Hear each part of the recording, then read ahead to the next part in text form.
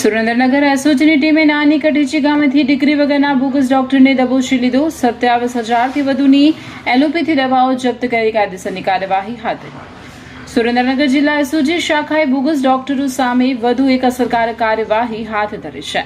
પાણશીણા police station વિસ્તારમાંથી degree વિના allopathy સારવાર કરતો એક શખ્સ ઝડપાયો છે. બાતમીના આધારે એસઓજીની ટીમે નાની કટીચી ગામે દરોડો પાડ્યો હતો, જ્યાં તલસાણા ગામના રહેવાસી રંજીતભાઈ હકાભાઈ ધરજીયા ભાડાના મકાનમાં કોઈપણ માન્ય તબીબી ડિગ્રી વગર દર્દીઓને એલોપેથી દવાઓ આપી સારવાર કરતો હોવાનું સામે આવ્યું. દરોડા દરમિયાન સ્થળ પરથી અંદાજે 27,786ની કિંમતની વિવિધ એલોપેથી દવાઓ કબજે કરવામાં આવી હતી.